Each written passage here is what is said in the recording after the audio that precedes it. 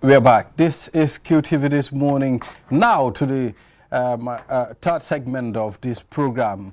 And we thank Mohamed Lamin Choi also for giving us update on the president's tour, which is very significant, Julde. I mean, you know, knowing what the people are going through, going round, and also knowing some of their problems, it is the right of the citizens for the president to listen to them. So this is significant. Thank you, Mohamed Lamin Choi. Now, let's take a look at this topic. Renowned public speaker gives masterclass. I mean, which is no other than Amadou Chico Sissoko. I hope I am able to pronounce it right. Yes, definitely. Yeah, perfect. All right. Yeah. So we are glad to have you here. Our reporters were at the event and they covered the program. So we said it's important to have you live on our studios here on Kairaba Avenue, at least for you to share with us, which will also go a long way to benefit many people, especially the young people who are watching this program now. Yeah. Yes. So welcome to QTV. Thank you. Thank you. It's a pleasure to be here this morning with you. Yes. So to start off with, take us through, who is Amadou Chico Sissoko?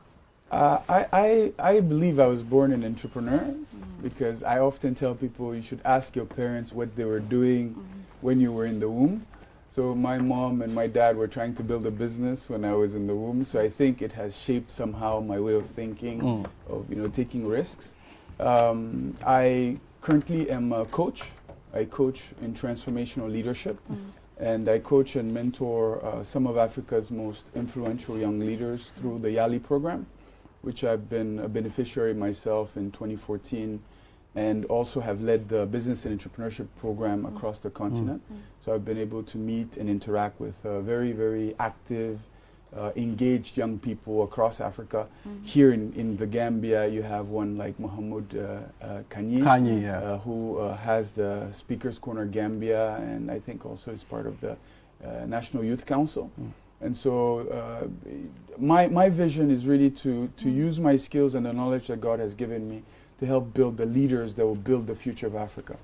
And so it has been a journey of a lot of failure, a lot of challenges, a lot of difficulties that I have had to learn to work on myself, improve my skills, my knowledge to be able to achieve those things, and then use that as a base for knowledge to teach other young leaders who also have big ambitions, who want to see change in their countries, but don't feel like they're understood, don't feel like they have the opportunities.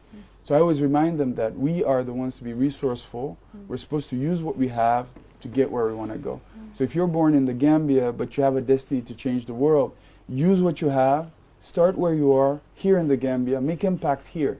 And that impact can spread from the Gambia to Senegal, to the West African region. And one day, someone from Japan, his life can be changed by the work that you're doing in your village here. True. So I started from the farm. My dream was when I was on the farm, I wanted to build my country's first agro-tourism retreat, and no one believed in it. I had been a dropout. I dropped out of 3 different universities, and people were like, you're never going to make it in life. And I built that agro-tourism retreat. I had a basketball team. I was the youngest owner of a basketball team. And that's how, the idea that if you can start somewhere, then you can go, and it just went on from there. So from the farm, got to meet the US President, Barack Obama, and it just continued growing. So my legacy really is to be remembered as someone who contributed to the development of leadership in Africa. Yes, a development of leadership in Africa. What do you really think is the problem of young people in Africa? To me, I think they lack models. Right? Like the first model in a young person's life is your parents. But over the past 20 years, we've had young people become parents who are parenting, you have a young parent parenting a child. So a child parenting a child who the child himself has not had good values, good education, confidence in themselves. So they can't transmit that to the next generation. So the biggest problem for me is that we grow up in an environment where our dreams are not validated. If you're a dreamer, if you're someone who wants to do something, they're like, no, stop thinking too much. Or, the white people are the ones who have more opportunities than we do. Or they'll say in the Gambia, you come from a very small country, so you can't do much. In Guinea, they'll say your country's, like so far behind you. So all these fake beliefs that we have stop us from actually thinking that we can make it here in our home, in our continent. So they look at what they see online and say, if I get there, I can become something, then come back here and do what I want to do. So they're going to take the risk of going all the way through the ocean. That's a lot of courage. Me, if I have that courage, I'd rather build a business here. True. Because you also need the courage here. It takes you the same amount of time to go for a dream of $1 million as to go for a dream of $1,000. It's the same amount of time, same amount of energy, same amount of difficulty. But the African young man or young woman has to overcome that self-belief. The parents don't believe in them. Society doesn't believe in them. And even when you'll see in many countries that I've worked in, where even the government establishes funds for youth, for women, you find those funds are just sitting there for years. Like every year the fund is there. They say, the young people are not coming for the funds. They say, well, we don't know the funds are there. But you got to go search for those funds, right? You have to go search for opportunities and grab them where they are. So for my belief is if we can educate, teach entrepreneurship, innovation, leadership from childhood, in middle schools, have entrepreneurship programs where children can be able to build small things and see how they can sell them, encourage children to really learn how to be self-reliant. We can leapfrog. True. Because we have the largest youth population. And we're very open-minded to technology. We're not afraid of taking risks. We're highly creative. Creativity is one of the most important skills in entrepreneurship. If everyone is running in this direction and you can be able to come up with just one different idea, you have an edge. We are creative people as Africans. But we need to learn how to harness that creativity in industries where we can also be able to generate income. Well, I mean, it's the mindset. You've mentioned it right. I think most people think Africa is done. I mean, you can't make it here. You will see a person with almost $5,000 in his pocket and, bought a boat to cross to Europe. I mean, with that $5,000, you can start up something in Africa. Definitely. And while you are committed to what you want to do, I believe you'll be able to make it. I am told you've also done a lot when it comes to shaping minds. Please tell us about the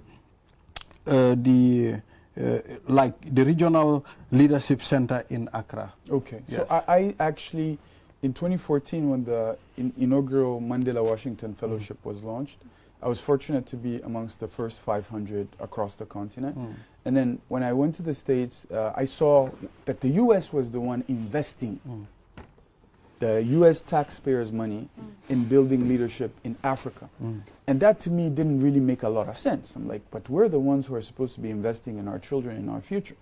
So I said, I'm going to use this opportunity where I will get training and all these skills. How do I transmit it backwards? I moved from the U.S., went to Kenya, where they had a vision 2030 of becoming the hub of innovation on the continent. The whole Silicon Savannah, that led to the whole boom of mobile money from there. It was a vision that the country had set, that they want to be the hub of innovation in Africa. And so I looked at that. I started volunteering at the Yali Regional Center in East Africa, and I became the lead trainer there. And I said, okay, I'm going to focus on this program because they identify the top 5% of young leaders across each country without any my father's son or whatever. Like, it's a really thorough process, very selective. But then I get these young people and I'm training them, I'm coaching them, I'm inspiring them. I said, what I'm going to do is I'm going to remind them that we need to stay African. We need to build Africa. Even if other countries come and support us, they give us funds, they give us ideologies, they give us whatever. Let's have Africa as our main ground. And by God's grace, it was very touching to them. So now I have this network across the continent where when I come into, everything is through one person, 2 people, 3 people that I train, right? I started in East Africa, then became the lead for West Africa. So I was, training students from across 23 countries who each are in each country occupying some sort of, leadership position in business, in public sector, in the social sector. And so when I land in a country, I reach out to them and say, hey, I'm around, how can I help? They say, I have this training program, I have this organization, I have this company, I'd like you to come and speak to my people. And that has been, this constant. So for me, that's the impact. It's not about, what people will write about you and what people, it's really what you do. Like when you're dead, how are people going to feel? True. Are people going to be happy? Or are they going to be like, thank God this person is gone, right? Or is it going to really have an impact because of the work you were doing on a day-to-day basis? True. So Yali has given me that opportunity, and I said, the Americans have started, we need to continue. So all my work, I always look to invest in young African leaders, innovators, and entrepreneurs, and that's what I want to be remembered for. Yeah. You, like many young people in Africa or in the world, have endured a lot, faced lots of rejections and failures in life.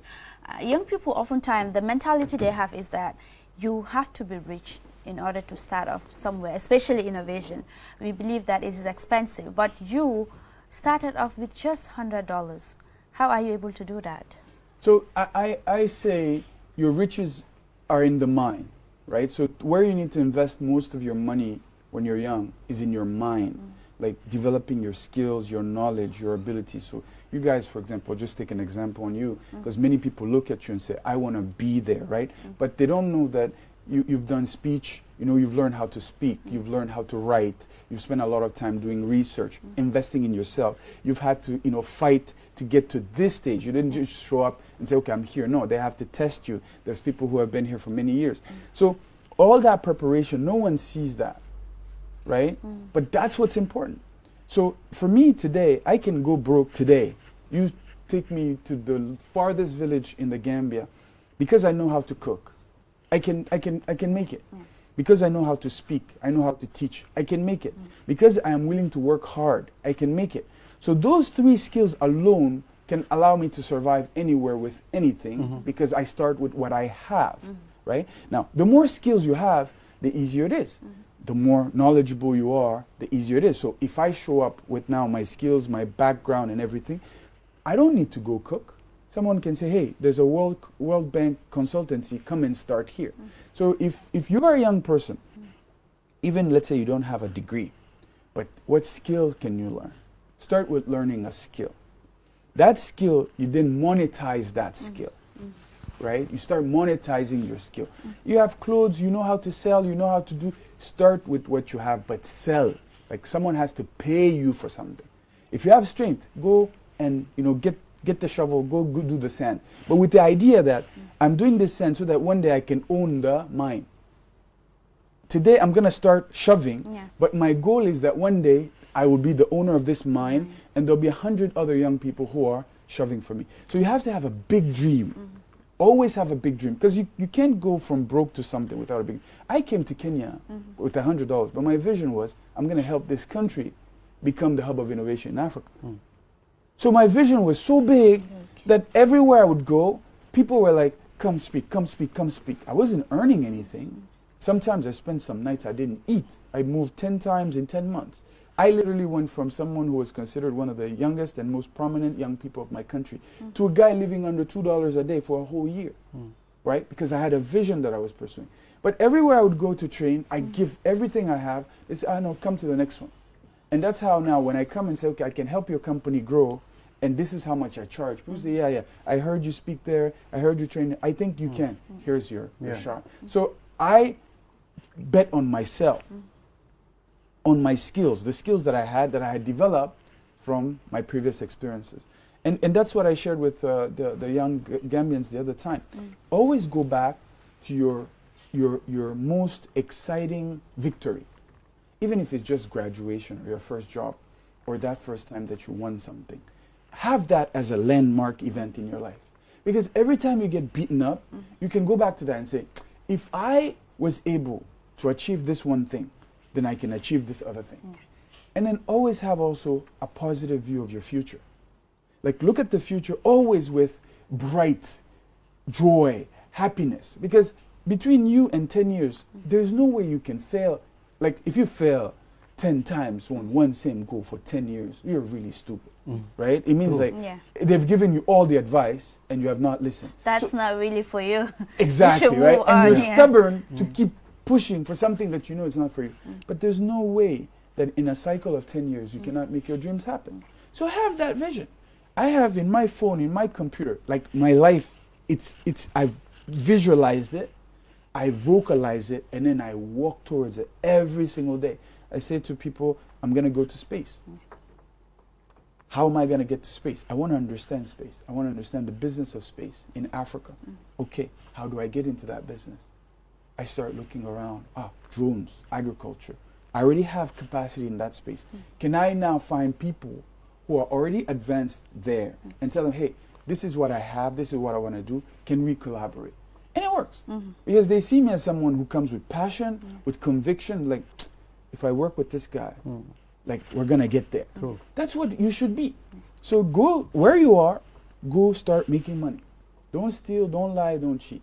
Because those things also, they catch up. Yeah. You know, like, if I always say, good guys finish last. They finish first. Like, it takes a long time, but they finish best, right?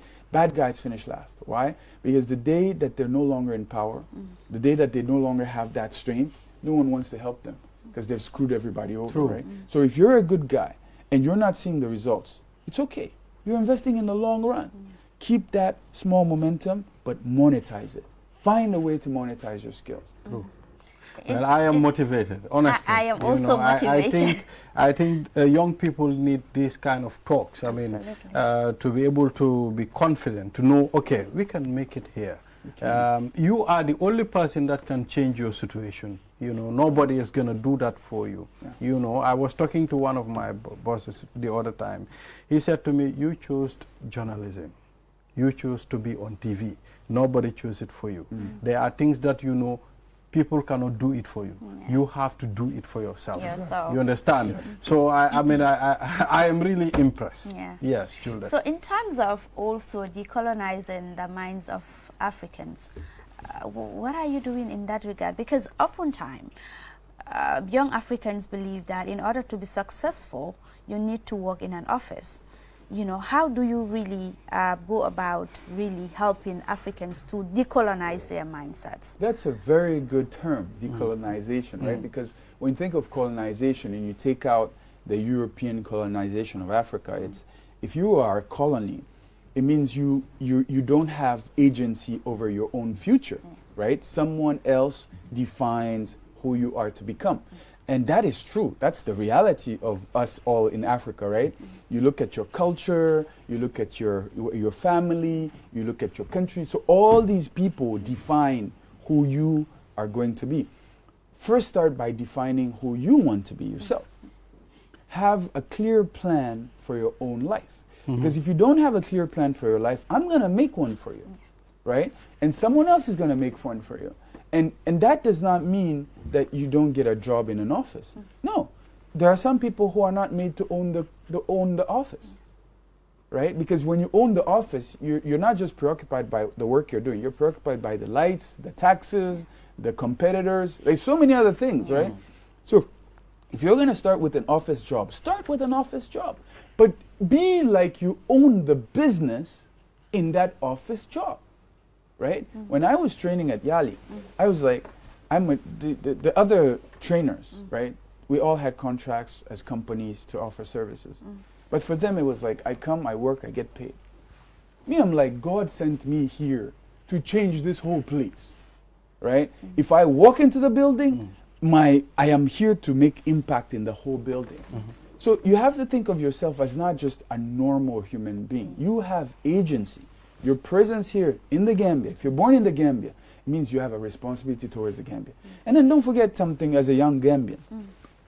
2 million people is not a lot to compete with. Go sit in Nigeria with 200 million people, it will be harder for you to get a job, right? 2 million people means that if you can do something significant in the Gambia, you are already in the history of Africa because you have stood out. And that's all of us who are here because we've done something. We've worked hard to get to where we are, where our work and our skills in this very moment is affecting millions of other people that we don't even know. They're sitting there home, they're watching. They don't know the work of this young man who's behind the camera. But God knows what journey this young man has. The struggles he's had to go to be here in this very moment, just recording this, for that person to hear what I'm saying and their life to be changed. His life is important. But if he doesn't see his life as important, he said, I'm just a simple cameraman, right? He's just going to come do his work and go home. I show up, I'm like, I'm not just I allow for the country to get information. If I do my work well, people are going to be able to capture this information and do something with it. So you have to consider yourself as important. You have to consider yourself as great for other people to consider you as important. And then you always have to be like the soil. The soil from which we come is the soil to which we go back to. That's what I believe. Never put yourself above anyone. Because you are better than no one. You can only be better than yourself. Because no one else wants to be you or like you. They want something you have, but they don't want everything you have. Yeah. So focus on yourself. There's no one who wakes up in the morning and says, oh, what has Chico eaten for breakfast? Where is Chico today? Even the ones on social media, you say they follow you. They follow you like for 20 minutes of their time. The rest is spread out across so many other things that they don't even think about you. So you're not that important. Because you're not that important, focus on what's important for you, right? Your education, your dreams, your future, and what impact are you leaving for your family? The people that God chose to put you with, your sister, your brother, your mother, even if they're horrible, right? Sometimes just telling them the truth is maybe why you're in that family. That's the only person who told me the truth. Huh? Yeah. That brother, they're the only one who can dare to tell me the truth. That's your importance. So for me, it's like let's give ourselves value. The Europeans respect us, huh? Let's not think that they don't respect us. They respect us because they know we have the resources. Asians respect us. They know we have the resources. Everybody respects us, but we don't respect ourselves because we don't know the value of what we have. And so we always see them as superior because we don't see the superiority in ourselves. For me, I am a person that is here to make an impact. I am responsible for delivering on that. God gave me breath, oxygen, and opportunities. I have to seize them. I have to transform them. I have to transfer them to other people. If I don't deliver on that, I am frustrated with myself, not someone else. It's not someone else who holds me back from having opportunities. If I see an opportunity, I push forward. If it's for me, the door will open. Right? One last thing that I always say, look at your dreams as like a door. In front of that door, you have 1,000 set of keys, right? Only one key will open the door. But that's your dream. How long are you going to keep trying? Until the door opens, right? So if it means you're going to change keys and then you say, okay, maybe it's different brands. Now you have more experience. It's going to make it faster. But you're still going to have to keep trying. So keep trying until you become that person that you aspire to become. Yes, I mean, thank you very much, Amadou Chico Sissoko. I mean, I think we've learned a lot on this program, and equally those watching us right now. So, I mean, this is a very important conversation that young people should have time to time, at least to reflect their minds, like Julde said, to decolonize our minds. I mean, this is what Africa needs, you understand? When you talk to other people, they'll tell you, Africa, we have all the resources, we have all the things that we can, that we can use to make it here. But what is preventing us from making it here? It's the mindset. You understand? So thank you very much. We appreciate this, and I hope one day we will engage you maybe on a video call too. I mean, on this program. Why not? Why not? I am here in the Gambia to open a subsidiary for our agriculture investment business in Guinea. Wow, so we are facilitating investments from foreigners all across the world into agriculture in Africa. In Guinea, we have 6.2 million hectares of arable land.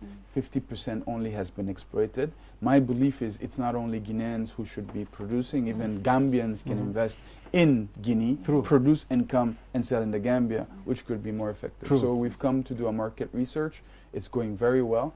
And so my hope is that Gambia, and I love smiling, so I find myself at home, that I can also be an ambassador of the Smiling Coast in the near future. So it's a pleasure to be here.